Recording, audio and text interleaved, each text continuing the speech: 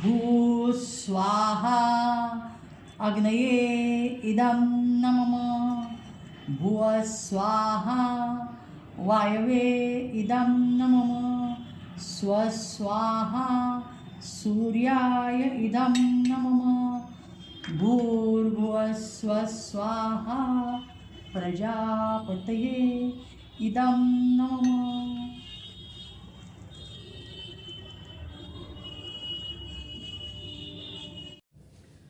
नमस्कार, मी प्राध्यापिका मेधा दाते. चातुर्मास्य भागवत सेवेतील आज आपला 71वा दिवस. श्री गणेशाय नमः, श्री सरस्वत्यै नमः, श्री गुरुभ्यो नमः. ओम नमो भगवते वासुदेवाय. ओम नमः शिवाय. श्री परमसद्गुरू श्रींच्या अभंगावलीतला अभंगरत्नावलीमधला नरदेह हा एक अभंग. तुची पाचारिले म्हणून सेवेसी आलो तेजो राशी तुझ्याद्वारी. जैसा ठेवीशील तैसाची राहेन आज्ञाती प्रमाण मज तुझी. माझा सर्व भार आता तुझ्या शिरी ठेवोनी चाकरी करीतसे. भक्तजन सखा म्हणे स्वामी दास तुझ विण आस मज नाही. गोपाल कृष्ण भगवान की जय. श्रीमद शंकर देशिकेंद्र भगवान ज्ञानेश योगेश्वर. सन्मार्गी जनलावण्या क्षितितला आले तुको बापर. साई दास गणू समर्थ गुरुया संत व्रजा भीतरी. ठाके हो प्रभु हो प्रसन्न मजत्या सर्वांसवे श्रीहरी. गोपाल कृष्ण भगवान की जय.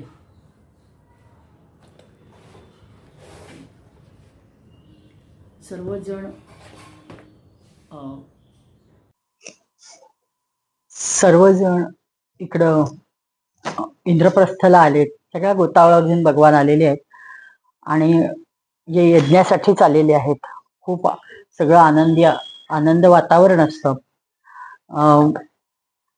युधिष्ठिर सांगतात, म्हणजे शुक महामुनी पहिल्यांदा हे सांगतायत की परीक्षित, एके दिवशी महाराज युधिष्ठिर बरेच मुनी, ब्राह्मण, क्षत्रिय, वैश्य, भीमसेनादी कुळाचे वरिष्ठ, आचार्य, सगळे संबंधित कुटुंबीय हे सगळेजण चर्चा करायला यज्ञाचे हे बसले होते. आणि सगळ्यांनी म्हणजे प्रधान श्रोता म्हणून भगवंताकडं कृष्णाकडे बघून त्यांचं बोलणं चालू होतं. मग युधिष्ठिर म्हणाले, गोविंद, मी सर्व श्रेष्ठ असा राजस्व यज्ञाद्वारे आपले व आपल्या परम पावन विभूती स्वरूप देवतांचे यजन करू इच्छितो. म्हणजे ते कृष्णाला देव साक्षात मानतच होते आणि त्यामुळे ते म्हणतात की मी तुझं कृष्णा तुझ्यासाठी तुझ्या प्रित्यर्थ यजन करू इच्छितो आणि तुझी परमपावन ज्या काही विभूती आहेत त्या सर्व देवतांप्रित्यर्थ. तर आपण कृपा करून माझा हा संकल्प पुरा करावा, कारण देवाच्या अधिष्ठानाशिवाय म्हणजे काही होत नाही म्हणून ते त्याला प्रार्थना करतात. हे कमलनाभ आपल्या चरणकमलांच्या पादुकात सर्व हे अमंगल जे असेल ते नष्ट करणारे आहेत. म्हणून आपण बघतो की जागोजागी आजही समर्थांच्या पादुका, श्रींच्या पादुका, म्हणजे गडावरच्या समर्थांच्या पादुका, सर्वत्र पादुका पूजन अतिशय उत्साहाने आणि प्रत्येक वेळेस ज्या वेळेस पादुका जातात त्यावेळी लोकांना त्याचे खूप सुंदर अनुभव आलेले आहेत. त्याची ही माहिती सांगितली जाते आपल्याकडं. पादुका पूजन झालं, काही लोकांना आधी पादुका येण्यापूर्वी सुंदर काही स्वप्न पडलेली असतात, दृष्टांत झालेले असतात आणि त्याच्यानंतर त्यांना जो लाभ होतो की त्यांना प्रत्येक वर्षी आपल्याकडे पादुका पूजन व्हावं आणि भरपूर सगळ्यांनी तुडुंब आनंद लुटावा असं वाटतं. तर ह्याचं कारणच हे म्हणजे आता इथं ह्या शब्दात युधिष्ठिर व्यक्त करत आहेत की आपल्या चरणकमलांच्या पादुकाच फक्त, म्हणजे चरणकमल तर लांब राहिले पण त्या चरणकमल ज्याच्यात घालतात त्या पादुकाच आपल्या सर्व अमंगल नष्ट करणाऱ्या आहेत. जे लोक निरंतर त्यांची सेवा करतात म्हणजे पादुकांची ध्यान स्तुती करतात, वास्तविक तेच पवित्र आत्मा असतात. ते जन्म मृत्यू चक्रातून सुटकारा पावतात. हे जे सांसारिक विषयांची अभिलाषा धरतात त्यांना ते जे हवं ते प्राप्त होतं, परंतु ते आपल्या चरण कमलांना शरण जे येत नाहीत त्यांना मुक्ती मिळेलच कशी? आणि मग ते सांसारिक भोगात रमतात. देवतांचे पण आराध्य देव आपण. मी इच्छितो की सांसारिक लोकांनी आपल्या चरण कमल सेवेचा प्रभाव पाहावा. प्रभू, कुरुवंशी व सृजयवंशी राजांना जे लोक आपले भजन करतात, जे करत नाहीत त्यांचे अंतर आपणच दाखवा लोकांना. म्हणजे खूप किती अंतर आहे हे कळू दे लोकांना, असं युधिष्ठिर स्वतः सांगतायत.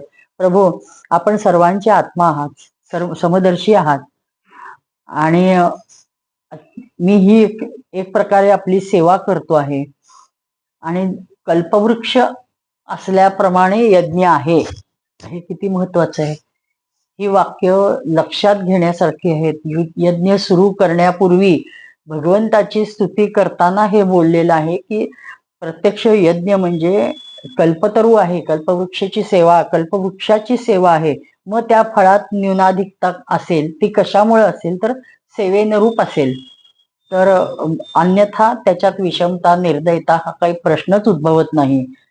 मग भगवान श्रीकृष्ण युधिष्ठिराला आनंदित करत म्हणतात की शत्रू विजयी धर्मराज, आपला निश्चय आणि संकल्प फार उत्तम आहे. राजसूय यज्ञ करण्याने समस्त लोकी मंगलमयी कीर्ती आपली पसरेल. आणि सगळ्यात महत्वाचं म्हणजे काय आहे की ह्याच्यामुळं कुणाकुणाला आनंद होणार आहे, कुणाची अभिवृद्धी होणार आहे हे यज्ञामुळं. हे आता देव सांगतात, विजित्य नृपतीन सर्वान कृत्वाच जगतीम वशे संभृत्य सर्व संभाराम अहरस्व महाक्रतुम. म्हणजे पृथ्वीवरील सर्व राजांना जिंकून संपूर्ण पृथ्वीस आपणास वश करून यज्ञो चित सर्व सामुग्री जमवून मग आपण त्या महात्म्यांचे अनुष्ठान, महायज्ञाचे अनुष्ठान करा. आणि ऋषीणाम पितृदेवानाम सुहृदाम अपि न प्रभो सर्वेषाम अपि भूतानाम इप्सित क्रतुराड्यहम. म्हणजे कोणाकोणाला फायदा होणार आहे तर आपल्या ह्या महायज्ञामुळे ऋषीनाम पितृदेवानाम, पितर देवता सगळे संबंधी, सुहृद आम्ही, म्हणजे स्वतः देव स्वतःला म्हणतात आम्ही, हे कुठपर्यंत सांगू, सर्व प्राण्यांचे अभिष्ट होणार आहे. म्हणजे यज्ञाचा प्रभाव केवढा असतो हे स्वतः देव स्पष्ट करतायत. महाराज, आपले चारी भाऊ प्रत्यक्ष वायू, इंद्र आदी लोकपालांच्या अंशापासून उत्पन्न झालेले आहेत. ते सर्वच्या सर्व वीर आहेत. आपण तर परम मनस्वी व संयमी आहात. आपण लोकांनी आपल्या सद्गुणांमुळेच मला आपलेसे केलेले आहे. म्हणजे भगवान जे त्यांच्याकडे आकृष्ट झाले त्याचं मुख्य कारण हे आहे की कुंतीला जो वर मिळालेला असतो दुर्वासांच्याकडनं, त्याच्यातनं ती त्या वराची हे करायची प्रयत्न करते आणि म्हणजे तिला पतीला जेव्हा शाप मिळतो तेव्हा ती प्रत्यक्ष देवतांना आवाहन करते आणि त्यांच्यापासून ह्या पांडवांची उत्पत्ती आहे. म्हणजे त्या देवताच आहेत, हे लोकपाल देवता म्हणजे इंद्रादी सर्व आहेत. म्हणून आपोआपच त्यांच्यात ते तेवढं तेज आहे हे. आणि ते भगवंताचेच नित्य सहवासी असल्यामुळं पांडवांचं प्रेम असणं साहजिकच आहे. आणि म्हणून त्यांच्या सद्गुणांमुळं माझं तुमच्यावर प्रेम आहे असं देव सांगतायत. आणि ज्या लोकांनी, आणि सगळ्यात मर्म हा भगवान सहज प्राप्त होण्याचा जो मार्ग आहे त्याचा सिद्धांत इथं शेवट भगवंतांनी सांगितलाय. ज्या लोकांनी आपली इंद्रिये आणि मनाला वश केलेले नाही ते मला कधीही वश करू शकत नाही. मग आपल्या मन आणि इंद्रियांना आळा घाला. हे जे सारखे आपले वयस्कर घरातली माणसंही सांगतात की मन मानेल तसं वागू नका, किंवा मना हे जे आहे हे त्याचं मर्म किंवा त्याचं गुह्य ह्याच्यात आहे की जे हितकर आहे, जे प्रियकर नाही, जे हितकर आहे ते जर आपण करत राहिलो, इंद्रियांना वश करून ठेवलं, त्यांना जास्त फाजील त्यांचे लाड केले नाहीत, तर मग आपण आपल्या मनाला आणि इंद्रियांना वश केलं होतं, मग त्यालाच देव प्रसन्न होतो. आणि देव म्हणतात की मी त्याला वश होतो. म्हणजे अगदी सहजपणे महत्वाची गोष्ट भगवंतांनी इथं सांगितलेली आहे. संसारिक कोणी मोठ्यात मोठी देवता पण तेज, यश, लक्ष्मी, सौंदर्य, ऐश्वर्य आदी द्वारा माझ्या भक्ताचा तिरस्कार करू शकत नाही. मग कोणी राजा त्याचा तिरस्कार आहे हे शक्य आहे का? म्हणजे प्रत्यक्ष देवता सुद्धा करू शकत नाहीत की अशा ज्या माणसाजवळ असं तेज वगैरे आहे, ज्याचे सौंदर्य आहे, ऐश्वर्य आहे, लक्ष्मी आहे, यश आहे, म्हणजे षडगुण ऐश्वर्य जे म्हणतो ते ज्या व्यक्तीजवळ आहे त्याची एखादी देवता सुद्धा उपहास करत नाही, मग एखादा राजा करेल, तिरस्कार करेल, हे शक्य तरी आहे का? म्हणजे थोडक्यात भगवंताला सांगायचं की पांडवांजवळ हे सर्व आहे आणि म्हणून तुमचा कोण तिरस्कार करणार आहे? तुम्ही सगळ्यांचे प्रेमी आहात. हे देव सगळं अध्यारूत असं बोलत आहेत, पण वास्तविक ते सर्व पांडवांसाठी आहे. शुकदेवजी सांगतायत, परीक्षित, भगवंताची गोष्ट ऐकून महाराज युधिष्ठिराचे हृदय आनंदाने भरून आले. साहजिकच आहे, त्यांचा चेहरा फुलला. आता त्यांनी भावांना दिग्विजयाचा आदेश दिला. भगवान श्रीकृष्णाने पांडवांच्यात आपल्या शक्तीचा संचार करून त्यांना अत्यंत प्रभावशाली बनवले. आणि मग धर्मराज युधिष्ठिराने सृंजय वंशी वीरांसह सहदेवास, आणि म्हणजे कसं प्रत्येकाला कुठं पाठवलंय हे पण सांगितलंय की दिशी प्रतीचाम नकुलम उदीचाम सव्यसाचिनम प्राच्याम मृकोदरम मत्स्यैर कैकयी सह भद्रकैही. आता इथं पुन्हा एक गोष्ट आली, सव्यसाचीन शब्द आला. अर्जुनाला उपमा दिलेली आहे. अर्जुन ज्यावेळेस सव्यसाचीन म्हणजे एकमात्र अर्जुनाला ही उपमा म्हणजे आहे, नंतर म्हणजे कुणाला भागवतात आलेली नाहीये, महाभारतात वगैरे असेल, पण हा अर्जुन एका पाठोपाठ एक दोन्ही हातांनी भराभर बाण मारायचा, म्हणून ती सव्यसाची ही उपमा आहे त्या आशाला. आणि मग ते सांगितलंय की धर्मराज युधिष्ठिराने सृजीय वंशी वीरांसह सदैवाला दक्षिणेला पाठवलं, दिग्विजयासाठी पाठवले. मत्स्य देशीय वीरांसह नकुलाला पश्चिमेला पाठवले. अर्जुनाला कैकय देशीय वीरांना घेऊन उत्तरेला पाठवले आणि मद्र देशीय वीरांना घेऊन भीमसेनेला पूर्वेला पाठवले आणि दिग्विजयाचा आदेश दिला. कारण सर्व राजे वश झाल्याशिवाय, त्यांना आपल्या अंकित केल्याशिवाय राजसूय यज्ञ करता येत नाही, हे त्याचं गमक आहे. म्हणून त्यांना दिग्विजय करायला पाठवून दिलं. परीक्षित, त्या भीमसेनादी वीरांनी आपापल्या ताकदीने पौरुषाने सर्व दिशांना राजांना जिंकले आणि यज्ञ करण्यास उद्युक्त महाराज युधिष्ठिरास पुष्कळ धन आणून दिले. परीक्षित त्यानंतर येऊन सांगितलं की भीमसेन, अर्जुन, भगवान श्रीकृष्ण जेव्हा महाराज युधिष्ठिरांनी हे ऐकले की जरासंधावर काही विजय मिळू शकले नाहीत, तेव्हा त्यांना आता चिंता पडली. मग भगवान कृष्णाने त्यांना तोच उपाय सांगितला की जो उद्धवाने सांगितलेला असतो. मग ते म्हणतात की, आणि हे सर्व शुकदेवजी सांगतात, परीक्षित, त्यानंतर भीमसेन, अर्जुन आणि श्रीकृष्ण हे तिघेही ब्राह्मण वेशामध्ये गिरिव्रजास जरासंधाची जिथं राजधानी होती तिथं गेले. राजा जरासंध ब्राह्मण भक्त, गृहस्थ म्हणजे गृहस्थोचित धर्म पाळणारा असा होता. हे वरचे तिघे जण क्षत्रिय ब्राह्मण वेशात जरासंधाजवळ आले. अतिथी अभ्यागताच्या वेळेस जवळून याचना केली, आणि राजन, आपले कल्याण असो. आम्ही तिघे अतिथी आहोत, खूप दुरून आलोय. अवश्य आम्ही इथे काही विशेष प्रयोजन असल्यामुळेच आलेलो आहोत, तर आम्ही आपल्याकडनं जे अपेक्षित ते तुम्ही द्याल ना, असं सांगतायत, म्हणजे भगवान विचारतायत. तर त्यावेळेस तितिक्षी पुरुष असं काय सहन करू शकत नाही, दुष्ट पुरुष वाईटात वाईट काय करू शकत नाही, उदार पुरुष काय देऊ शकणार नाही, समदर्शीस परके कोण. म्हणजे त्याला खूप वर चढवतायत की अरे तू म्हणजे तू समदर्शी आहेस, तू उदाहरण म्हणजे दानाच्या वेळेस तू मागं बघणार नाहीस.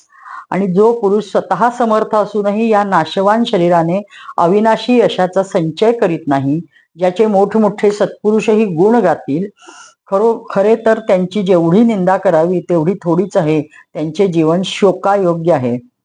म्हणजे समर्थ असून जे यशाचा संचय म्हणजे यश कमवत नाहीत, म्हणजे ते आपण धन साठवून ठेवतात, दानधर्म करत नाहीत, असे जे आहेत ते किती चुकीचे आहेत हे ते सांगतायत. राजन, आपण तर जाणताच की राजा हरिश्चंद्र रंतीदेव केवळ अन्नाचे दाणे हुडकून निर्वाह करणारे मुदगल, शिवी, बली, व्याध, कपोत आदी पुष्कळशा व्यक्ती, पशु हे सर्व अतिथीस आपले सर्वस्व मानत आणि या नाशवान शरीराद्वारे अविनाशी पदवी प्राप्त केली. आणि म्हणूनच आपण सुद्धा आम्हा लोकांना निराश करू नये. भगवंत बोलण्यात अतिशय चतुर आहेत. त्याला कसं उद्युक्त करायचं जरासंधाला आणि थोडा विचार करायला भाग पाडायचं, ह्यासाठी देव सांगतायत की मोठमोठे ही लोक कशी गेली, ते सामान्य असली तरी आपल्या दातृत्वामुळे असामान्य कशी झाली, तर हे तू विचारात घेतल्यावर तुझ्या लक्षात येईल की आपण दान करायचं का नाही. म्हणजे तू मागं फिरणार नाही असं देव त्याला सुचवतायत. आता ह्या लोकांचा आवाज, शरीर, प्रकृती, धनुष्याची दोरी घासल्यामुळे शरीरावर जे व्रण पडतात ते सर्व, हे सगळं चिन्हाने हे नक्कीच ब्राह्मण नसावेत अशी जरासंधाला शंका आली. आणि त्याला वाटले की अरे, आपण यांना कुठेतरी पाहिलंय का, असे नका, क्षत्रिय असून जर हे ब्राह्मण वेशाने आले असतील तर मला भ्यायले नसतील कशावरून, आणि म्हणून क्षत्रिय तो झाकूत असतील, म्हणजे त्याला स्वतःची फुशारकी म्हणजे वाटायला लागतील, त्याला स्वतःला आनंदच होतो. आता भिक्षाच मागतायत ना, म्हणजे ते दीन झालेत माझ्या पुढं, मग माझे हे शरीर सुद्धा मागू देत, देऊन टाकीन. ब्राह्मण वेशधारी विष्णूला बलिराजाने आपले सर्वस्व नाही का दिले, आणि असा विचार करून उदार बुद्धीच्या जरासंधाने आपले मस्तक त्यांच्या पुढे नमवलं आणि विप्रहो, तुमची कामना पूर्ण करण्यास मी सिद्ध आहे, माझे शिर सुद्धा मी आपल्याला देऊ शकतो. इतक्यात श्रीकृष्ण म्हणाले, राजेंद्र, आम्ही काय अन्नार्थी ब्राह्मण नाही, आम्ही यज्ञार्थी क्षत्रिय आहोत. आपला अंतस्थ हेतू भगवान लपवून ठेवत नाहीत, मग प्रकट होतात. म्हणजे त्याच्या चेहऱ्यावरचे सगळे हावभाव देव जाणतात आणि म्हणून स्पष्ट सांगतात की आम्ही काय दीनदया गरीब असे ब्राह्मण नाहीये, आम्ही क्षत्रिय आहोत आणि ते सुद्धा यज्ञाप्रित्यर्थ आलो आहोत, आम्हाला द्वंद्व युद्धाची भिक्षा दे. हा पांडुपुत्र भीम, याचा भाऊ हा अर्जुन, आणि मी तुझा शत्रू आणि यांचा मामे भाऊ कृष्ण. हे ऐकल्यावर जरासंध मोठमोठ्यांदा हसायला लागतो.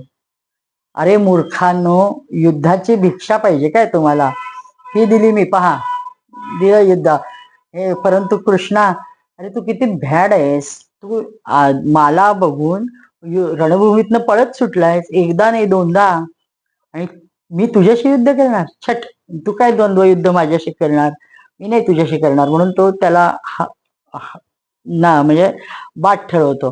आणि हा अर्जुन, हा काही योद्धा नाही वाटत, आणि बल तरी इतकं कमी आहे की तो म्हणजे नाही योग्य मला वाटत. हा एकटा हा भीमसेन आहे, याच्या बरोबर मी युद्ध करीन. मग आता जरासंधाला काही दम निघाला नाही, लागलीच त्याने भीमसेनाकडे एक गदा फेकली आणि आपणही गदा घेऊन नगराच्या बाहेरच्या आखाड्याकडे निघाला. आणि मग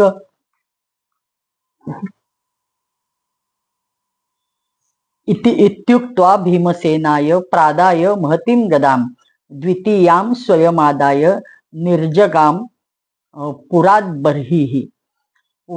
पुराच्या बाहेर गमन केलं त्यांनी. भीमसेनाकडे एक मोठी गदा फेकली आणि आता चल, काय तुझं कौशल्य आहे त्या आखाड्यात दाखव, असं म्हणून त्यांचं ते युद्ध म्हणजे द्वंद्व युद्ध सुरू झालं. त्या वज्रा समान कठोर होत्या, ते ज्या गदा होत्या त्या प्रचंड, त्यांचे म्हणजे एकमेकांबरोबर युद्ध, खूप तुंबळ द्वंद्व युद्ध झालं.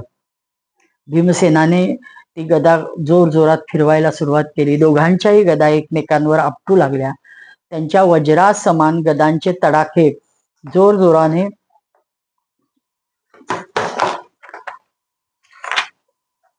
आपटत होते आणि एकमेकांवर आपटत होते. दोघही जरासंध आणि भीमसेन दोघे गदायुद्धात अत्यंत निष्णात होते, तरबेज होते. कुशलता, बल, उत्साह दोघंही सारखेच होते. त्यामुळे दोघांची शक्ती थोडीही कमी झाली नाही. सतत प्रहार करण्याने सुद्धा दोघांपैकी कोणीही जिंकले नाही की हरले नाही. आणि एकमेकांच्या दंडावर, पायावर, कमरेवर, मांड्यावर ते असे काही तडाखे मारू लागले की त्यांच्या गदांच्या ठिकऱ्या उडायला लागल्या. म्हणजे केवढं भयंकर हे झालं होतं. शेवटी त्या अजस्त्र गदा फुटल्या आणि मग त्यांनी एकमेकांना मुष्ठी प्रहार सुरू केले. आणि त्यांचा घण मारल्यासारखा आवाज एवढे, म्हणजे मुठी जरी मारल्या तरी त्या एवढ्या भयानक म्हणजे ताकद होती की त्या मुठी मारल्यावर त्याचा सुद्धा आवाज घण मारल्यासारखा यायचा. अधूनमधून त्या थापडा मारत विजेच्या कडकडाटाप्रमाणे भासोई. त्यावेळेस दोघेही समान शक्तीचे, समान उत्साहाचे. मग काय विचारता. हे असलं प्रचंड तुंबळ युद्ध त्यांनी 27 दिवस केलं न थकता. आणि सगळ्यात गंमतीची गोष्ट अशी आहे की 27 दिवस जरी युद्ध केलं असलं तरी एवं तयोर महाराज युद्धत्यो 27 दिनानी निरगमस्तत्र सुहृदान तिष्ठतो हो. ते दोघ जण, दोन्ही वीर रात्रीच्या वेळी मित्रांसमान राहत. म्हणजे ते दिवसा आपण युद्ध करतोय हे सोडून देत आणि रात्रीच्या वेळी ते एकमेकांचे मित्र असत. एकमेकांवर पण दिवसा मात्र मोकाट एकमेकांवर प्रहार करत लढत. असे लढत हे त्यांनी 27 दिवस घालवले. एकदा मातुलेय वै प्राह राजन वृकोदरहा न शक्योहम जरासंधम निर्जेतुम युधी माधव. आता माधवाकडे येऊन, कृष्णाकडे येऊन 28व्या दिवशी भीम कृष्णाला म्हणाला, आपण काही बुवा या जरासंधाला जिंकण्याची आशा धरत नाही. तो खूप मोठा योद्धा आहे. तेव्हा कृष्णाला जरासंधाच्या जन्म मृत्यूचे रहस्य माहित होतं. त्यामुळं भगवंतानी इतक्या सहेतुक, पण किती 27 दिवस होऊ दिले. अर्जुन हा भीम सुद्धा शरण आला नाही. कृष्णाला म्हणला नाही की मी आता अशक्य आहे. या 28व्या दिवशी जेव्हा म्हटले तेव्हा देवांना सगळं माहित असून त्यांनी त्याला म्हणजे 27 दिवस दोघांना फरफटवलं. आणि 28व्या दिवशी देव एक हातात काडी घेतात आणि ती काडी अशी मधून चिरतात आणि ते असं दोन म्हणजे त्याचे तुकडे करतात आणि 2 दिशांना फेकतात. त्यातलं गुह्य आहे की जरासंध हा सांधलेला आहे. त्याचं मृत्यूचं रहस्य देवाला माहिती असतं, म्हणून त्यांनी अशी सुचित क्रिया केली. भीमसेन श्रीकृष्णाच्या त्या सुचिततेचा अभिप्राय समजतात. त्यांनी जरासंधाशी मल्लयुद्ध पुन्हा चालू केले. बघता बघता त्याने त्याची तंगडी पकडली आणि त्याला जमिनीवर खाली आदळले. झटकन त्याच्या एका पायावर आपला दुसरा पाय देऊन खूप जोरात दाबला आणि दुसरी तंगडी धरून एखादा हत्ती झाडाची फांदी तोडावी तसा जो टारकन त्यांनी त्याचा शरीराचे 2 तुकडे केले. शरीराच्या 2 चिरकाळ्या करून दूर फेकून दिल्या. जरासंधाची प्रजा शोकाकुल झाली. अर्जुनाने म्हणजे खूप भयंकर रित्या ते मारलं. त्याचे सगळे एक अवयव एकेका दिशेला झाले. कारण भगवान श्रीकृष्ण जरासंधाच्या त्या मृत्यूचं रहस्य असतं की जरा नावाच्या राक्षसीने जरासंधाच्या शरीराचे 2 तुकडे जोडून जीवनदान दिलेलं असतं. त्यामुळे ते जोडलेले तुकडे असतात. ते कसे जोडले होते हे देवांना माहित असतं, म्हणून त्यांनी ते बरोबर वेगळे 2 तुकडे कर असा सूचना केली आणि त्याप्रमाणे त्याचा वध यशस्वी झाला. आणि त्याप्रमाणे वीर शिरोमणी परमभक्तिशाली भीमसेनाने भगवंताचा इशाऱ्यानुसार हे सर्व केलं. ते पाहिलं की शरीराच्या 2 तुकड्यात एक पाय, हात, मांडी, अंडकोश, कंबर, पाठ, स्तन, खांदा, भुजा, डोळा, भुवई, कान हे एका अवयवाबरोबर, एका शरीराच्या भागाबरोबर गेलो आणि दुसऱ्या शरीराच्या भागाबरोबर गेलो. आणि संपूर्ण म्हणजे हाहाकारो महानास्तित नहते मगधेश्वरे पूजयामास तुर्भिप्यम परिरम्य जयाच्युते. हे जरासंधाच्या मृत्यू झाल्यावर ती प्रजा हाय हाय हाय करून रडायला लागली.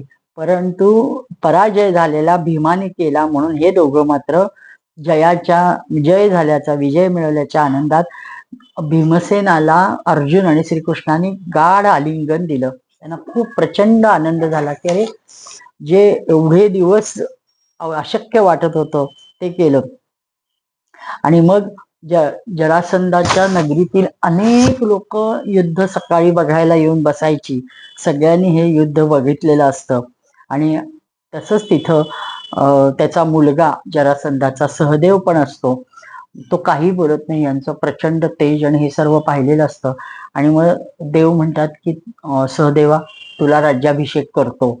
आणि त्याप्रमाणे करवून घेतला आणि तू बंधनात असलेल्या सर्व राजांना मुक्त कर अशी आज्ञा देतात. आणि त्याप्रमाणे कारागृहातले राजे सगळे मुक्त केले जातात. आणि किती जण असतात. आता सुखदेवजी सांगतात, परीक्षित, जरासंधाने सहजच 20,000, खरं 23,000 आहे, 23,800 राजांना जिंकलं होतं आणि डोंगर दऱ्यातील एका किल्ल्यात कैद करून ठेवलं होतं. भगवान श्रीकृष्णाने सोडल्यावर तेव्हा त्यांचे शरीर आणि मन खूप मळलं होतं. म्हणजे आता त्यांना काही आशाच राहिली नव्हती, आपण जगू असंच वाटत नव्हतं ना. आणि त्यामुळं जसं त्या 16,000 कन्या, त्या 16,000 कन्या म्हणजे असं सांगितलं जातं, भागवतकारांचं काल बोलता बोलता राहिलं, त्याच्या टीकेमध्ये दिलंय की वेदांच्या ज्या रुचा आहेत त्या वेदांच्या लाखो रुचा आहेत. आणि ज्ञानकांड, उपासनाकांड, कर्मकांड हे जे 3 भाग आहेत, त्या उपासनाकांड सहसा गृहस्थाश्रमीयांसाठी आहे असं म्हटलं जातं. आणि त्या उपासनाकांडाच्या 16,000 रुचा आहेत, त्या मूर्तरूप धारण करून, मुळात वेद हे भगवंताचे निश्वास, म्हणजे भगवत स्वरूप आहेत.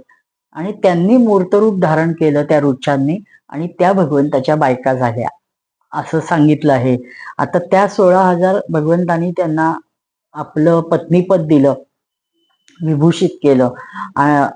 आणि इथं हे सगळे राजे जे आहेत ते इतके तहान भुकेने दुर्बळ झाले होते, त्यांची तोंड सुंकली होती, कैदेत बंद असल्यामुळे त्यांचे अंग ढिले पडले होते. चारी भुजात, म्हणजे त्यांचं एकदम बाहेर येऊन बघतायत तर भगवंताचं दर्शन झालं. चतुर्भुज रूपात शंख, चक्र, गदा, कमळाने सुशोभित आहेत. वक्षस्थलावर म्हणजे श्रीवत्स शोभत आहे. कमळाच्या अंतर्भागाप्रमाणे नेत्र, कोमल नेत्र आहेत. सुंदर मुखमंडल प्रसन्नतेने सदन आहे. कानी मकराकार कुंडले आहेत. आणि हे सर्व दृश्य पाहून त्यांना खूप कृतकृत्य झालं. ह्या गळ्यात कौस्तुभमणी होता, वनमाला शोभत होत्या. कृष्णाला पाहून त्यांची अशी स्थिती झाली की हे रूप आपण म्हणजे डोळ्याने पिलं, जिभेने चाटलं, नाकाने हुंगलं, बाहूंनी आलिंगन दिलं आपली, आणि क्षणात त्यांची सर्व पापे नष्ट झाली. त्यांना एवढी ऊर्जा मिळाली, नुसत्या भगवंताच्या या दर्शनाने प्रचंड ऊर्जा मिळाली. आणि ते सगळे जण त्याला शरण गेले आणि त्याच्या चरणावर लोटांगण घातलं. श्रीकृष्ण दर्शनाने त्या राजांना इतका आनंद झाला की कैदेत राहिल्याचे क्लेश सुद्धा ते विसरून गेले. ते कुठं गेले, ते अतिशय नम्र भावाने आता भगवंताची प्रार्थना करायला लागले. म्हणजे कल्पनाच नव्हती की कृष्ण आपल्याला सोडायला येईल. त्यांनी निरोप दिला होता, पण निरोप दिल्या क्षणापासून आशा लावून बसली होती येईल का. पण दुसरं मन म्हणत असतं ना, काय आपला निरोप कोण पोचलाय का नाही, तो ऐकला का नाही, असं त्याला वाटत असतं, या सर्व राजांना वाटत असतं. आणि त्यामुळं त्यांचे द्वंद्व असतं मनाचं. आणि प्रत्यक्ष देव जेव्हा समोर बघतात आणि आपण सुटलोय या भावनेने ते खूप आनंदित होतात. आणि सच्चिदानंद स्वरूप श्रीकृष्णा, आम्हाला घोर जन्म मृत्यूरूप संसार चक्रातूनच आता मुक्त कर. आता काही आशा राहिली नाही. या जरासंधाचे आम्हाला म्हणजे त्याचा आता काही दोष आहे असं वाटत नाही. कारण काय, तर आम्हीच राज्य ऐश्वर्याने मदोन्मत्त झालो होतो, इंद्रिय लोलूप झालो होतो. हे सच्चिदानंदा, कालगती बलवान आहे, ती टाळता येत नाही. आता आम्हाला शरीराच्या भोगाची कोणचीच अभिलाषा राहिलेली नाहीये. कर्मफल म्हणून तू स्वर्ग देशील म्हणतो, तर त्याची सुद्धा इच्छा नाहीये. तर आमच्यावर कृपा कर. आम्हाला तुझ्या चरणांची विस्मृती कधीही न होऊ दे. कृष्णाय वासुदेवाय हरये परमात्मने प्रणत क्लेश नाशाय गोविंदाय नमो नमः. आमचे संपूर्ण क्लेश हरण केलेस आणि आता आम्हाला ह्या भावनेत राहू दे. आम्हाला पुनश्च संसार चक्रात अडकायचं नाही असं ते सर्व राजे सांगतात. त्यांची स्तुती ऐकल्यावर भगवान म्हणजे ठीक आहे म्हणतात, पण अरे राजांनो, तुमच्या इच्छेप्रमाणे सर्व गोष्टी घडून येतील, पण शरीर आणि धनसंपत्ती यांच्या आसक्तीने हय नहुष, वेण, रावण, नरकासूर इत्यादी दैत्य राजे नाश पावले ना. ते सगळे शरीर नाश पावणारच असतं, त्यात आसक्त होऊ नका. तुम्ही पण आपला आश्रम धर्म पाळा ना आणि आत्म्यामध्ये रमून जा. अंतरात्म्यात सदैव चिंतन करत राहा, माझे स्वतःचे चिंतन करा आणि त्यामुळे तुम्हाला ब्रह्मस्वरूप प्राप्ती निश्चित होईल. अशा प्रकारे त्या राजांना आदेश देतात आणि सहदेवाकडून राजोचित म्हणजे त्यांना सर्वांना स्नान वगैरे करवतात. त्यासाठी अनेक दास दासी लावलेले आहेत. सांगितले 23,800 राजे, म्हणजे त्यांचं सगळ्यांचं स्नान म्हणजे किती सगळी गोष्ट हे, पण देव स्वतः हे सर्व लक्ष देऊन करतायत, त्यांच्याकडनं करून घेतायत. आणि हे श्रीहीन आहोत, निर्धन केलंय आणि अहैतुक आम्ही घमेंड केली होती. हे सगळं ते बोलल्यानंतर देव म्हणतात की त्यांच्यासाठी ही सोय कर. आणि मग तो त्यांचा सहदेव नावाचा जरासंधाचा मुलगा यथोचित त्यांना स्नानादी कर्म घडवतो आणि त्यांना उदंड वस्त्र आभूषण दिली जातात, मुकुट घातले जातात. म्हणजे किती सोय करायची राजा लोकांची. जे कैदेत असतात वडिलांच्या, त्यांचेच मुकुट त्यांनी हडप केलेले असतात, तेच तो काढून देतो. पण ते देण्याची बुद्धी होणं हेही गरजेचं आहे ना, आणि तो देतो सर्व काही. आणि मग हे राजांचं यथोचित वस्त्र आभूषण दिली, त्यांचा सन्मान केला, गज रथ अश्व यांनी युक्त केलं. प्रत्येकाला त्यांच्या देशाला पाठवताना सोबत 4 माणसं देऊन, रथ देऊन किंवा अश्व, हत्ती हे सर्व देऊन यथोचित मान सन्मानानुसार त्यांना त्यांच्या देशाला पाठवलं. आता हे शुक महामुनी सांगतायत की भीमसेन, अर्जुन यांना बरोबर घेऊन कृष्ण आता म्हणतात की आता परीक्षित, कारागृहातील राजांचं हे सगळे यथोचित केल्यानंतर कृष्ण आनंदित होतात आणि आता आपल्या जायची वेळ आली आहे असं म्हणून त्याला राज्य नीट कर. कोणावरही म्हणजे वडिलांचे थोडेफार संस्कार झाले असते तर ते कुठेही वर तोंड करू नयेत म्हणून त्याला सांगतात की योग्य वेळी योग्य गोष्टी करत जा. आणि हे सगळे राजे ते त्यांच्या राज्याचे राजपद होतं. तुझ्या वडिलांनी जे केलं ते चुकीचं आहे, तू त्याचं परिमार्जन केलंस, त्यांच्या चुकीचं. हा छान उद्योग केलास. आता आम्ही जातो आणि राजसूय यज्ञाचं आमंत्रण आल्यावर तू ये असं त्यालाही सांगतात. आणि बाकीच्या सर्व जे राजे असतात, जे गेलेले असतात, त्या सगळ्यांना देवाने सांगितलेलं असतं की युधिष्ठिर राजसूय यज्ञ करणार आहे. तर त्याचा संकल्प पूर्ण होण्याच्या वेळेस म्हणजे तुमच्या आगमनाशिवाय किंवा तुमच्या ह्याच्याशिवाय, संमतीशिवाय तो पूर्ण होणार नाही. तर तुम्ही सर्वजण तो युधिष्ठिराला म्हणजे मान्यता द्या असं इनडायरेक्ट देव सुचवतात.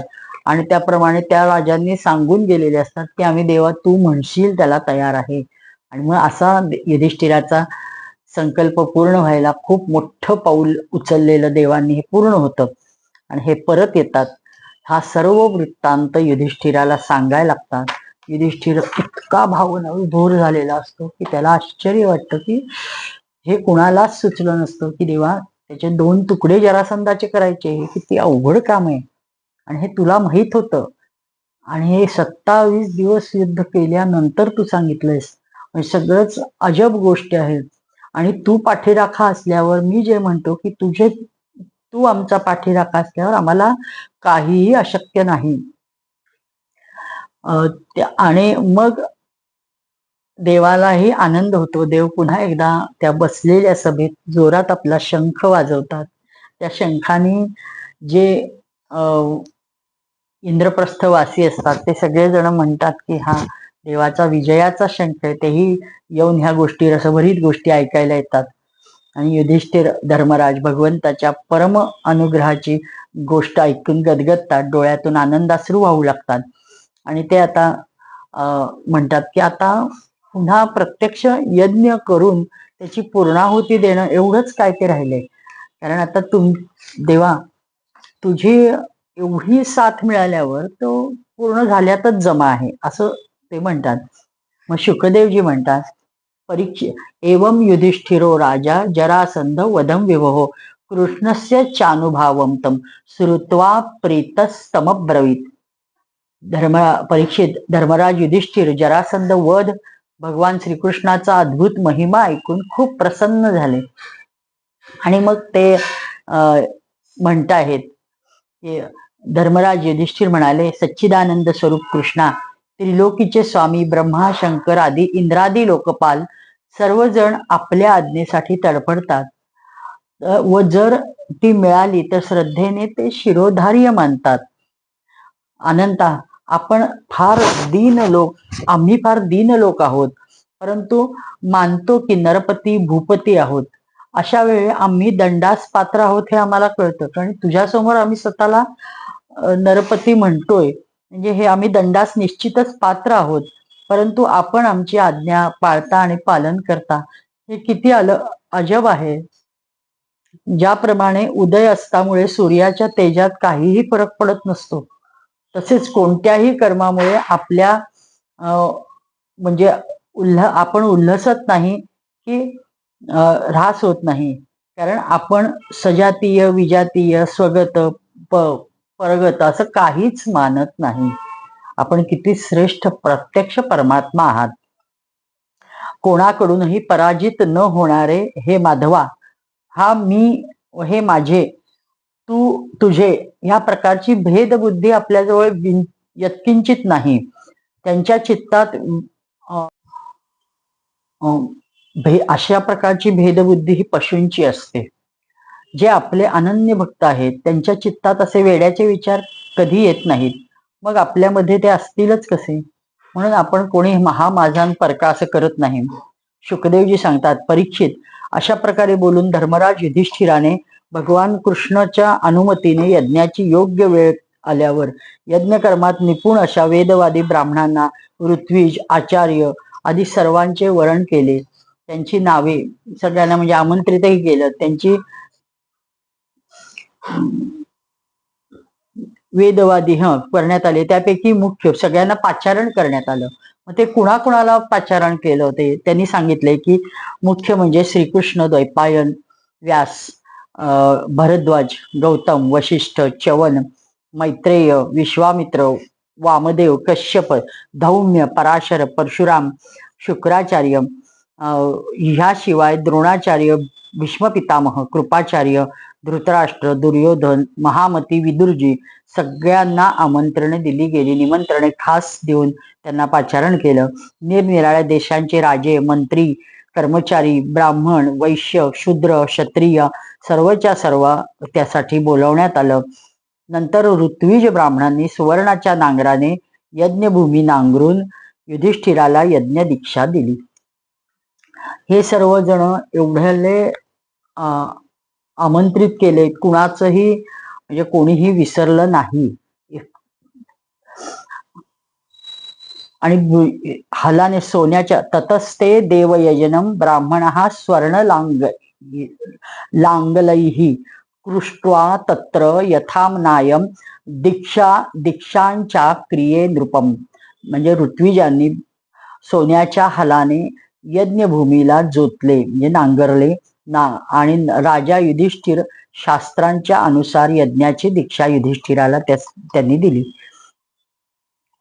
म्हणजे नांगर सुद्धा सोन्याचा असायचा. आपण म्हणजे ह्या सगळ्या गोष्टीत वाचतोय, पण हे वैभव आपल्याकडे सहज होतं. आपण दुर्दैवाने हे सगळं घालवलंय. प्राचीन काळी जसे वरुण देवाच्या यज्ञात सर्वच्या सर्व यज्ञपात्र सोन्याचे बनले होते, तसेच युधिष्ठिराच्या यज्ञात पण होते. हैमा हा किलोपकरणा वरुणस्य यथापुरा इंद्रादयो द्रोकपाला वीरिश्च भवसंयुता.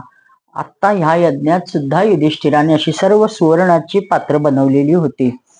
पांडुनंदन महाराज युधिष्ठिराच्या यज्ञातील निमंत्रण मिळून ब्रह्माजी, शंकर, इंद्रादी लोकपाल, आपल्या सहसिद्ध, गंधर्व, विद्याधर, नाग, मुनी, यक्ष, राक्षस, पक्षी, किन्नर, मोठमोठे राजे, राण्या सर्वजण उपस्थित झाले. खूप सुंदर प्रत्येकाची राहण्याची सोय, ठेवण्याची सोय, सगळ्याच यथंभूत वर्णन केलेली आहे. सर्वांनी कोणत्याही कुतूहलाशिवाय ही गोष्ट मानली की राजसीय यज्ञ करणे युधिष्ठिराचे योग्यच आहे, कारण भगवान श्रीकृष्ण भक्तांसाठी असे करणे फार मोठी गोष्ट नाही आहे. म्हणजे तो पाठीशी असल्यावर काय अशक्य आहे. राजसीय यज्ञ ही सामान्य गोष्ट नाही आहे आणि ही युधिष्ठिर करतोय. अधिष्ठान कृष्णाचं म्हणजे प्रत्यक्ष परमात्म्याचं आहे हे ते सर्वजण जाणतायत आणि म्हणून त्यांनी स्पष्ट केले. सोमरस काढण्याच्या दिवशी महाराज युधिष्ठिरांनी आपले परमभाग्यवान यज्ञ कर्मांची चूकभूल निरीक्षण करणारे सदस्यांचे अतिशय सावधानीने विधीपूर्वक पूजन केले. म्हणजे नंतर अग्रपूजा कोणी करायची, कोणाची करायची याविषयी सभासदांमध्ये विचार सुरू झाला. सर्वांच्या संमतीने निर्णय काही लागेना. प्रत्येकाचे मत वेगळे. सहदेव म्हणाला, यदुवंशीय भगवान अच्युत सगळ्यांमध्ये श्रेष्ठ आहे, त्यामुळं समस्त यज्ञ पण श्रीकृष्ण रूपच आहेत. तर मग दुसऱ्या कुणाचं विचार करायची गरज काय, कृष्णच त्याचीच अग्रपूजा करायची. यदात्मकमिदं विश्वम क्रतवश्च यदात्मकः अग्निराहुतयो मंत्रा सांख्यम योगश्च यत्परः. म्हणजे सांख्य, कर्ममार्ग, ज्ञानमार्ग सगळे त्याचीच रूप आहेत. तो प्रत्यक्ष कृष्णरूप हे सारं विश्व आहे. मग दुसऱ्या कोणाच्या अग्रपूजेला मान द्यायचा विषय येतोच कुठं. एकमेवा द्वितीयोसा वैथत आत्म्यम विदम जगत आत्मनात्मा श्रेयस्तभ्या सृजवत्यती हंत्यजहा. हे सभासदो, मी कुठवर वर्णन करू. भगवान श्रीकृष्ण तो एकरस अद्वितीय ब्रह्म आहे, ज्यात सजातीय विजातीय सगत काही भेद नाममात्र पण नसतो भेद. हे संपूर्ण जगत त्याचे रूप आहे, आपल्या सहित आहे. तसेच जन्म, अस्तित्व, वृद्धी आदी जे 6 विकार आहेत, भाव प्रकार आहेत, ते सुद्धा तोच आहे. आत्मस्वरूपच तो आहे म्हटल्यावर काय. तर कृष्णाच्याच अनुग्रहाने अनेक प्रकारच्या कर्माचे अनुष्ठान करत धर्म, अर्थ, काम, मोक्षरूप पुरुषार्थ संपादन करता येतो किंवा करत असतात. म्हणून सर्वात महान अशा श्रीकृष्णाचीच, म्हणून आता हे शेवटचं हे बजावतात पांडव. तस्मात कृष्णाच्या महत्ते दीयताम परमार्हणम एवं चेत सर्वभूतानाम आत्मानं चार्हणम भवेत. याचीच पूजा करण्याने समस्त प्राण्यांची पूजा केल्याप्रमाणे होईल. म्हणून या सर्वात महान अशा श्रीकृष्णाचीच अग्रपूजा व्हावी. जो आपल्या दानधर्माला अनंत भावाने युक्त करू इच्छितो, त्याने समस्त प्राण्यांचे अंतरात्मा, पदार्थात्मा, भेदभावरहित, परमशांत, परिपूर्ण भगवान श्रीकृष्णासच दान द्यावे. परीक्षित, सहदेव म्हणजे पांडवांच्या तर्फे भगवत महिमा अशा प्रकारे प्रभाव जाणत होते. ते इतके बोलले आणि गप्प बसले. त्यावेळी धर्मराज युधिष्ठिराच्या यज्ञसभेत जितके सत्पुरुष होते त्या सर्वांनी खूप छान साधू साधू सर्वे साधू साधू ती इति तमहा, सगळेजण उत्तम उत्तम असं म्हणून समर्थन केलं. पण श्रुत्वा द्विजे रीतम राजा ज्ञात्वा हार्दम सभासदम समहर्यत धृषिकेशम प्रीत प्रणय विव्हला. युधिष्ठिराने ब्राह्मणांची ही आज्ञा ऐकून सभासदांचा अभिप्राय समजून अति आनंदाने प्रेम उद्रेकाने विव्हल होऊन श्रीकृष्णाची पूजा केली. आपली पत्नी, भाऊ, मंत्री, कुटुंबियांसह राज युधिष्ठिर फार प्रेमाने भगवंताचे पाय धुतले. ते पावन जल आपल्या मस्तकी शिंपडून घेतलं. त्यांनी भगवंतास पिवळे रेशमी वस्त्र, बहुमूल्य आभूषणे समर्पित केली. त्यावेळी त्यांचे डोळे प्रेम आनंदाश्रूंनी भरून आले होते. भगवंतांना ते नीट पाहूही शकत नव्हते. इत्थं सभाजितं विश्य सर्वे प्रांजलयो जनाः नमो जयेती नेमस्तम निपेतुः पुष्पवृष्टया. यज्ञसभेत जमलेले सर्वजण भगवान श्रीकृष्णास असे पूजलेले पाहून सत्कृत पाहून म्हणजे एक उत्तम कर्म चाललंय हे जाणून हात जोडून नमो नमो जय जय असे नारे लगावायला लागले. आकाशातून सुद्धा पुष्पवृष्टी झाली. परीक्षित आपल्या आसनावर बसलेला शिशुपाल हे सर्व काही पाहत होता. त्याला ते बघवलं नाही. आता हे काय चाललंय. शिशुपालाने सर्व पाहिलं आणि मग तो क्रोधाने लालेलाल झाला. सर्व काही पाहत होता. भगवान श्रीकृष्णाचे गुणगान ऐकून तो संतापला. आता त्याला बसणं असह्य झालं. तो टाळकन उभारला आणि भर सभेत हात उगारून असभ्यतेने निर्भयपणे देवास भलते सलते बोलू लागला.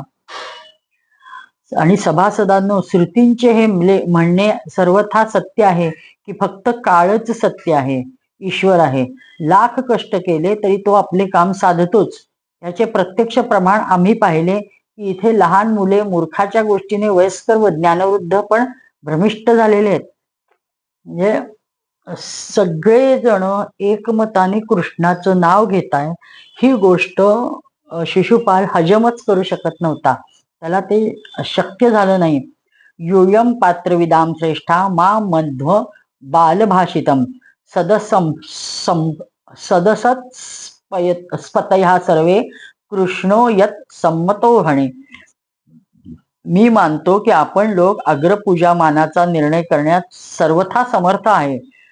म्हणून सदसत्पतीनं म्हणजे सभा आपले जे उपस्थित आहात त्या सर्वांना आपण लोक बालक सहदेवाची गोष्ट मानताय ही अयोग्य मानली की श्रीकृष्ण आग्रपूजेला योग्य आहे. तपो विद्या व्रताधराय ज्ञान विध्वस्त कल्मशाम परमर्षिण ब्रह्मनिष्ठान लोकपालैश्च पूजिताम. अरे इथं मोठमोठे तपस्वी बसलेले आहेत. त्यांच्याकडे बघा. विद्वान आहेत, व्रतधारी, ज्ञानाने श्रेष्ठ, पाप शांत करणारे, समस्त पाप शांत करणारे परमज्ञानी महर्षी, ब्रह्मनिष्ठ हे सर्व उपस्थित असताना मोठमोठे लोकपाल पण ह्या कृष्णाच्या पूजेला मान्यता देत आहे. यज्ञाचे चूकभूल सांगणारे त्या सदस्य स्पतींना सोडून हा कलंक गती कुलकलंकी गवळी हे कसं शक्य आहे, हे पटते का तुम्हाला, अशा म्हणून तो अरे ब्रह्मर्षी सेवित हा मथुरा सोडून अब्रह्म वर्चस्व वेद चर्चा रहित द्वारकेला जाऊन राहिलाय. समुद्रात त्यांनी आपलं हे केलंय. हा अधिकारी होईलच कसा. कावळा कधी यज्ञ पुरोडास ग्रहण करेल का. अशा प्रकारे त्यांनी ह्याला कोणता वर्णच नाही, आश्रम नाही, ह्याला कुळ नाही, उच्च नीचता नाही, साऱ्या धर्मापासून हा बाहेर आहे. वेद आणि लोकमर्यादांचे उल्लंघन करून हा मनमानी करतो. ह्यात काही गुण पण एक पण गुण नाही. भगवंताला शिशुपाल एवढा संतापून बोलतोय आणि तो म्हणतो की ह्याच्यात एकही गुण नाही. मनमानी करत जगतोय ह्याला अग्रपूजेचा मान्यवर अग्रपूजेचा होऊच शकत नाही. माझा ह्याला विरोध आहे. या सर्वांनी ब्रह्मर्षी द्वारा सेवित मथुरादींचा परित्याग केलाय. वेद चर्चा रहित समुद्रात किल्ला बांधून राहिलेत. जेव्हा हे बाहेर निघतात तेव्हा साऱ्या प्रजेला डाकून प्रमाणे सतावत सुटतात. परीक्षित, खरे म्हणशील तर शिशुपालाचे सारे शुभ कर्म आता नष्ट झाले होते. त्यामुळेच त्याने आणखीही खूप वेड्या वाकड्या गोष्टी कृष्णाला ऐकवल्या. जसे सिंह डुकराच्या शिकारीकडे पाहत नाही तसे श्रीकृष्ण गप्प राहिले. आता ह्याला काय बोलायचं, गप्प राहिले आणि त्यांनी त्याच्या बोलण्यास उत्तर दिले नाही. भगवान निंदनम श्रुत्वा दुस्सहम तत्सभासदः कर्णौ पिधाय निर्जग्मुः शपंतश्चे दीपकृशाः. सभासदांना मात्र ती असह्य झाली. निंदा भगवंताची चाललेली काही जण उठून चालले, काहींनी आपले कान बंद केले आणि शिशुपालाला ते शिव्या देत उभे राहिले आणि अरे गप्प बस, म्हणजे काही सोचते का? निंदाम भगवता शृण्वस्तपस्तस्य जनस्य ततो नापैती यास्यती सोपी यात्यधक सुत्कृताच्युत.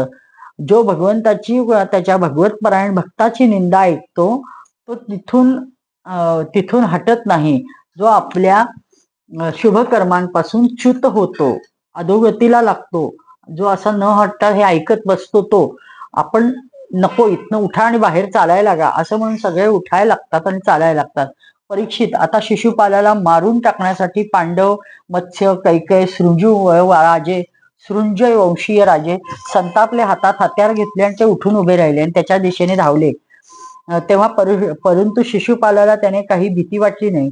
त्याने कोणताही मागचा पुढचा विचार न करता ढाल तलवार घेतली आणि श्रीकृष्णाच्या पक्षपाती राजाला ललकारू लागला. या तावद उत्थाय भगवान स्वान निर्वाय स्वयं ऋषा क्षिरशूरांतचक्रेण जहारा पततो शिरूपोह. त्या लोकांना लढताना झगडताना पाहून भगवान श्रीकृष्ण उठून उभे राहिले.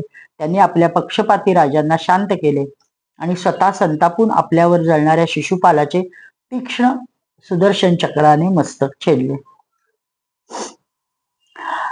शब्द कोलाहलोप्यासित शिशुपालो हते महान तस्यानुयायिनो भूपा दुद्रुर्जित तैक्षिणः. शिशुपाल मारला गेला, मोठा कोलाहल माजला. त्याचे अनुयायी राजे प्राणाच्या रक्षणासाठी धावत सुटले आपला सभा मंडप सोडून. ज्याप्रमाणे आकाशातून पडलेली उल्का जमिनीवर सामावते तसंच सगळ्यांच्या डोळ्या देखत भगवंताचा शत्रू असणारा हा शिशुपाल, त्याच्या देहातून ज्योती निघाली आणि ती सगळ्यांच्या डोळ्या देखत भगवंताच्या शरीरात समाविष्ट झाली.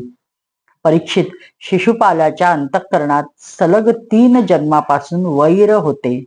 असा वैरभावाने त्यांनी फक्त भगवंताचेच ध्यान केल्यामुळे तो त्यात तन्मय झाला होता, म्हणून पार्षद झाला. खरे आहे की मृत्यूनंतर होणाऱ्या गतीस केवळ आपला भाव कारणीभूत असतो. शिशुपालाची सद्गती झाल्यावर धर्मराज युधिष्ठिराने सदस्य व ऋत्विजांना पुष्कळ दक्षिणा दिली, सर्वांचे सत्कार केले, विधीपूर्वक यज्ञांत अवभृत स्नान केलं. परीक्षित, अशा प्रकारे योगेश्वर भगवान श्रीकृष्णाने धर्मराज युधिष्ठिराने राजसूय यज्ञ पूर्ण केला. आपल्या सगळे संबंधितांच्या म्हणण्यानुसार काही दिवस भगवान तिथंच राहिले. त्यानंतर राजा युधिष्ठिराची इच्छा नसतानाही श्रीकृष्णाने अनुमती मागितली आणि आपल्या राण्या, मंत्री, मुलं बाळ सगळ्यांसह ते इंद्रप्रस्थातून द्वारकेकडे प्रयाण करते झाले. परीक्षित, मी हे आख्यान तुला विस्ताराने ऐकवले. जेव्हा सनकादींच्या शापाने जय विजय वैकुंठातून पतनाने पुन्हा जन्म घ्यावे लागला त्यांना, राजा युधिष्ठिर राजसूयाच्या यज्ञांत स्नान करून ब्राह्मण क्षत्रियात देवराज इंद्राप्रमाणे, म्हणजे सगळेजण क्षत्रियात देवराज इंद्र त्याप्रमाणे शोभू लागले, म्हणजे भगवान तसे शोभायला लागले. इंद्र जसा शोभतो तसं राजा युधिष्ठिराने देवता, मनुष्य, आकाशीच्या साऱ्या यथायोग्य सगळ्यांचे सत्कार केले. सगळेजण युधिष्ठिराच्या यज्ञाची प्रशंसा करत आनंदाने आपापल्या घरांकडे निघून गेले. फक्त एकमात्र दुर्योधन होता की त्याला हे अजिबात आवडलं नाही. तो सतत मुठी आवळून त्याचा हा जो वाहवा चालली होती त्याची तो नाराजी व्यक्त करत होता आणि हे बरोबर नाही झालं. शिशुपालाच्या वधाच्या बद्दल, जरासंधाचा वध म्हणजे हे सगळं केलंय हे योग्य झालं नाही, केवळ या पांडवांच्या प्रेमापोटी कृष्णाने केलंय म्हणून त्याला खूप राग आला आणि तो काहीतरी याच्यावर करायला पाहिजे असा विचार करू लागला. आजची कथा श्रीकृष्णार्पणमस्तु. जय हो जय श्री भागवता, आरती करू तुझ भगवंता. गमते जणू मानस तीर्थ, 12 सोपाने युक्त. निर्मल भक्ती जले भरित, विहरे हरिहंसची चित्त लोक सुकमळे संत द्विजकुळे सेवुनी रमले भान हरपले रस पिता आरती करू तुझ भगवंता ग्रंथ नवे हा श्री कृष्ण गीते वेधी मन पूर्ण अनन्य होता या शरण खचित टळे जन्म मरण त्रिताप जाती चिरये शांती नाथ हि वदती रामपदी ठेवू माथा आरती करू तुझ भगवंता जय हो जय श्री भागवता आरती करू तुझ भगवंता गोपाल कृष्ण भगवान की जय. करुणा निधे प्रभोनो दोषान् क्षमस्व भगवन् सुचिरात् प्रसुप्त देशं परिबोधयाशु भगवन् भुवि भूत सर्व भाषा परिपूरिताभिलाषा श्वसितीव देव भाषा तां पालयस्व भगवन् आसीत् कदाचिदेषा वाणी विशुद्ध वेषा अधुना लवावशेषा तामाश्रयस्व भगवन् देशे स्वतन्त्रतायाः प्राचीन सभ्यताया समयं समर्गताया पुनरानयस्व भगवन् करुणानिधे प्रभोनो दोषान् क्षमस्व भगवन् सुचिरात् प्रसुप्त देशं परिबोधयाशु भगवन् गोपाल कृष्ण भगवान की जय. देवदेवेश्वर भगवान परशुराम भगवान की जय. परम सद्गुरु श्री गजानन महाराज की जय.